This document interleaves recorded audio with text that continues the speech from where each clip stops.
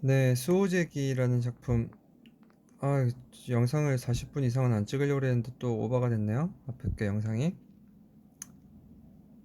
자, 수호제기라는 작품 설명할 거고요. 박지원. 자, 박지원이 쓴 한문수필. 자, 지금 이 작품은 수호제기 그 정약용이라는 조선 후기의 이제 학자, 뭐 다산 정약용, 저기 강진 이쪽에 이제 유배를 나가서 있던 분인데, 자, 이 수호제라는 이 우선 제목부터 얘기를 하면 수호제라는 의미는, 자, 여기 뭐 중간에 처음에 나오죠. 큰형님이 자기 집에 붙인 이름이다 그러고요. 자, 이 이름은 나를 지키는 집 수오제, 나를 지키는 집이라는 그런 이제 의미를 가지고 있는, 기는 이제 그 이야기를 뜻하는 겁니다. 그래서 수오 나를 지킨다. 그 나를 지킨다는 게 어떤 이제 의미가 담겨 있는지, 그거를 이 수필을 통해서 쓰고 있는 거고요. 자, 자, 내용을 먼저 볼까요, 그러면? 자, 수호제라는 이름은 큰형님, 자, 정약용의 이제 큰형님인 뭐 정약현이라는 분인데, 그분이 자기 집에 붙인 이름이래요. 이름이고요. 물어본 거겠죠. 나와 굳게 맺어져 있어. 서로 떨어질 수 없는 사물 가운데 나, 오죠, 오. 나보다도 더 절실한 것은 없다. 그러니 굳이 지키지 않아도 어디로 가겠는가? 이상한 이름이다. 이게 누구의 얘기일까요? 정약용의 얘기죠. 정약용이 이제 그렇게 생각한 거겠죠. 왜 큰형님은 이름을 저렇게 지었지? 자, 내가 장기.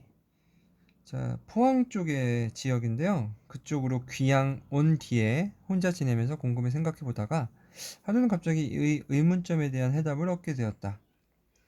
자, 이 이전에 이런 수호제라는 이야기를 이제 들었던 거고, 그게 이제 유백 귀양 가가지고 뭐 할 일이 없으니까 뭐 혼자서 뭐 하겠어요. 그래서 그런 걸 이제 생각했다라는 거겠죠. 근데 곰곰이 생각하다 보니 벌떡 일어나서 말했다.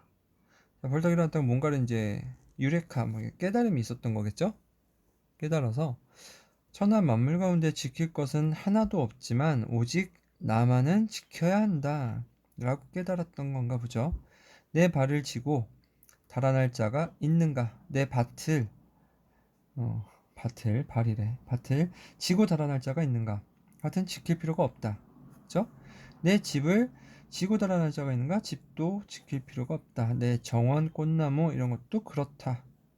내 책, 뭐 책도, 자, 성인이죠. 성인의 어떤 경전이 세상에 퍼져 물이나 불처럼 흔한데 누가 감히 없앨 수 있겠는가?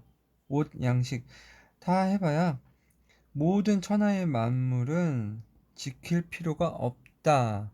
이제 여러 가지 이제 그 열거를 하고 있죠. 근데 열거의 방식이 어? 있는가 없다, 있는가 없다, 뭐 이런 거죠. 그러니까 자문자답 형식을 쭉 이야기하면서, 야, 천하 만물에는 지킬 게 뭐 없어 전혀 라는 얘기고요. 그런데 오직 나,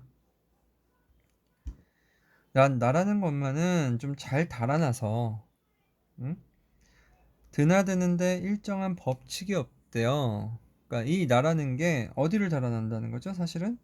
내 몸속에 있는 거지. 그러니까 이 나라는 거는 사실 육체가 아닌 어떤 정신적인, 근데 이 정신적인 이 나라는 게 자꾸 밖으로 나갔다가 달아나서 들어왔다가 나갔다가 들어왔다. 이 법칙이 따로 없대요.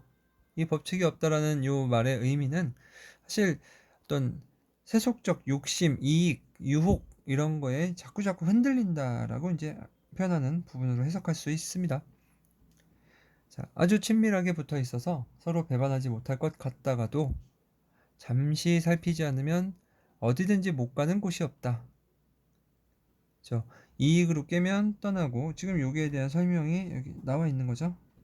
위험과 재앙이 겁을 주어도 떠나간다. 자, 마음을 울리는 아름다운 음악 소리만 들어도 해볼게요. 자, 여기요. 떠나가며 눈썹이 새까맣고 이가 하얀 미인의 요염한 모습만 보아도 유혹이죠. 자, 이런 유혹만 보아도 한 번 가면 돌아올 줄 몰라서 붙잡아 만류할 수가 없다. 자, 이 부분이 앞에서 이야기했던 어떤 유혹에도 계속 흔들린다라는 이제 표현의 설명이 될 수 있겠죠. 그러니 천하의 나보다 더 잃어버리기 쉬운 것은 없다. 어찌 실과 끈으로 묶고 빗장과 자물쇠로 잠가서 나를 굳게 지키지 않겠는가. 자, 그렇게 드나드는 유혹에 흔들리는 이런 나이기 때문에 철저하게 붙잡아줘야 된다라고 되어 있네요. 자물쇠, 빗장 이런 표현이 있죠. 자, 자물쇠와 빗장을 이제 의역하면 어떻게 될까요? 수양 뭐 이런 거겠죠. 이런 수양을 거쳐서 철저하게 수양해서 나를 지켜야 된다. 그러니까 지금 뭐 현실적 자아, 뭐 본질적 자아, 뭐 요거를 지금 얘기하자면 미리 앞서서 얘기하자면 지금 왔다 갔다 하는 이거는 현실적 자아죠. 그죠? 그래서 상황 또는 환경, 조건 이런 거에 따라서 변화되는 자아,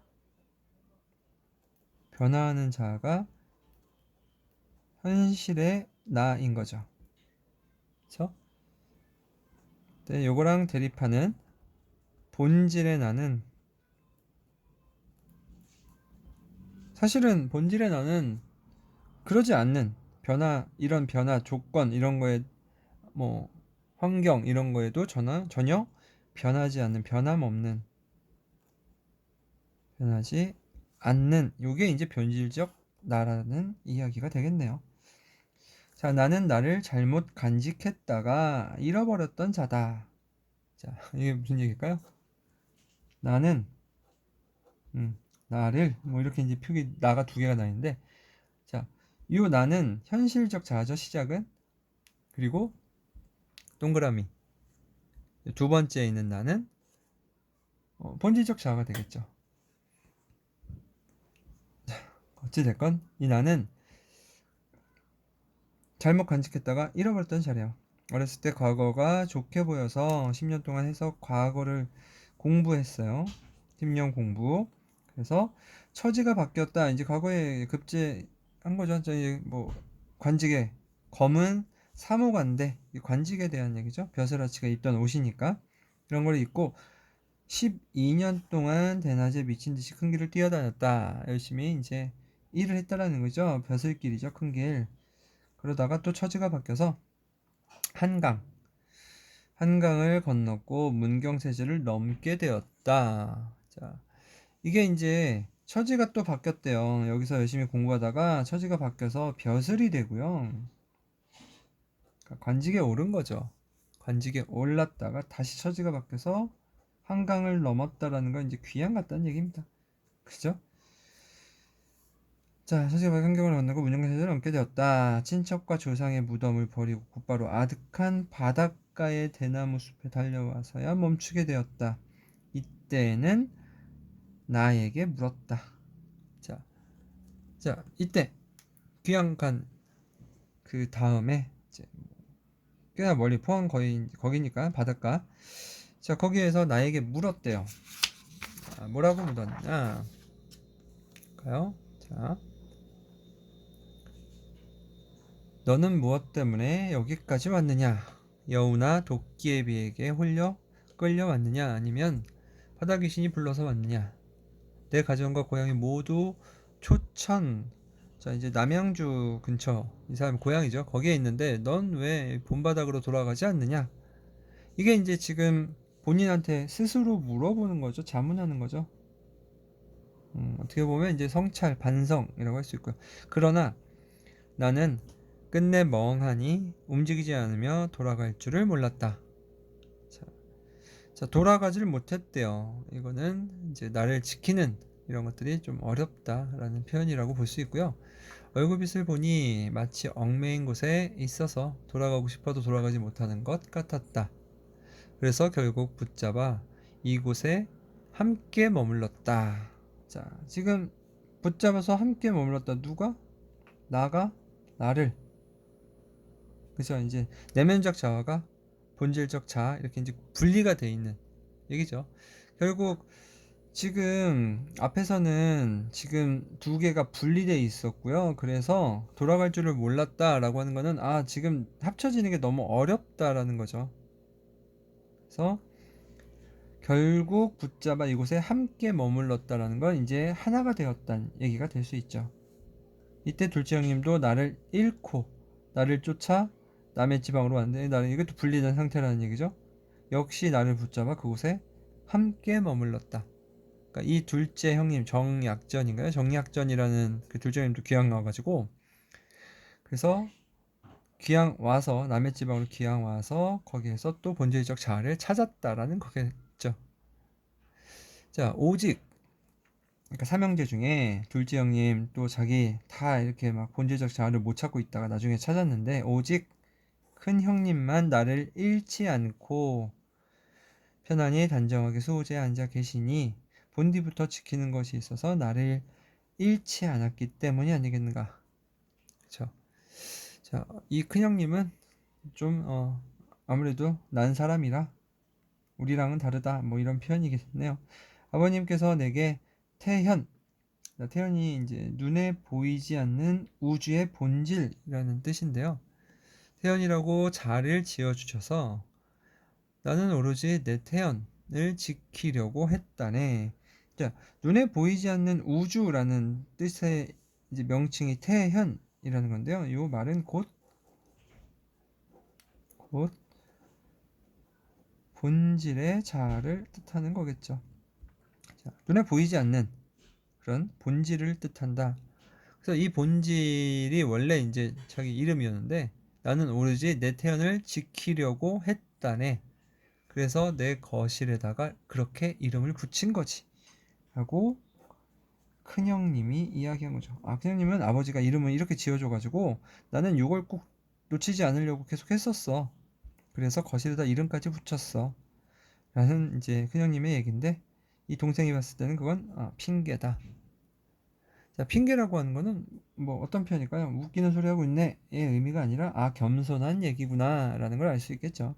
맹자가 말씀하시기에 무엇을 지키는 것이 큰가? 몸을 지키는 것이 크다. 라고 했으니 이 말씀이 진실이다. 자, 몸을 지키는 것, 이게 이제 자기의 본질을 지키는 것, 이게 그 맹자의 가르침인데 이 큰형님이 이 맹자의 가르침을 보고 따랐다라고 이제 볼 수 있는 거겠죠. 내가 스스로 말한 내용을 써서 큰형님께 보이고 수호제의 기로 삼는다. 자, 기본적으로 이 작품은 이제 수호제라는 용어로 시작하는데요. 큰형님의 집의 이름이 이제 수호제인데, 왜 큰형님은 집의 이름을 수호제라고 했어? 그래서 곰곰이 생각하다가 본인이 깨달은 바를 이야기하죠. 나를 지키는 것이 정말 가장 어려운 일이구나. 그래서 과거에 대한 반성을 통해서, 그때는 나를 못 지키고 살았었는데, 지금은 이제 나를 지켜야겠구나. 그래서 깨달음을 얻게 된 자기가 이런 내용을 토대로 수호를 다짐하게 되면서 수호제의 기로 삼는다 다짐을 하면서 끝나는 작품이고요. 자, 이 작품은 이제 한문 수필 설입니다. 설, 기, 설 뭐 이런 이제 장르로 되어 있는 한문 수필이고요. 자, 성격은 교훈적 그리고 성찰적, 회고적 성격을 가지고 있는 성격의 특징이 있고요. 수호제라는 이런 명칭이 이제 중요 소재. 주제는 자, 본질을 지키는, 본질을 찾자가 아니라 원래 이제 현실의 자아, 그 다음에 내면 또는 본질의 자아가 있는데 이 본질의 자아를 지키는 거에 대한 중요성을 이야기하고 있죠. 얼마나 중요한지 내가 살아보고 경험을 토대로 알 수 있겠어 라는 거죠. 경험, 사색, 자문자답 이런 이제 특징이 보여지고요. 성찰의 과정이 보여진다. 의문에서 출발하여 깨달음을 얻어가는 과정을 통해 독자의 공감을 유도했다. 라는 이제 특징을 가지고 있습니다. 자, 그래서 이 작품은 뭐 그때 카톡으로 질문을 현실의 자아와 그다음에 본질의 자아, 요게 어렵다고 했나? 이해가 안 된다고 그랬나? 이렇게 쓴 것 같은데, 자기가 어릴 때 어쨌든 예전이겠죠. 귀양 가서 생각한 거니까 큰형님의 집에서 봤던 그 말을 생각하면서 뭔가 깨달음을 얻고 그거에 대한 다짐을 하는 이런 과정을 이제 겪고 있어요. 그러니까 이 사람은 사실 과거에 열심히 공부해가지고 뭐 과거 이제 벼슬에 오른 거죠. 벼슬에 올라서 이렇게 살아가다가 귀향지로 유배되어 귀향지로 유배되어 자기가 본인이 이제 어떤 깨달음을 통해서 얻게 된 사실을 적는, 자, 이 작품의 경험과 성찰 이런 걸 통해서 깨달음을 전달하고 있다. 뭐 이런 특징을 가지고 있겠네요. 그다음에 수호의 어떤 의미를 좀 따져봐야 되는. 자, 질문할 거 있으면은 체크해 주시고 이것도 관련해 가지고 문제를 이메일로 좀 보내줄 테니까 모르는 부분이나 아니면은 질문할 게 있으면은 체크 또는 카톡이나 이런 걸로 질문을 하시기 바랍니다.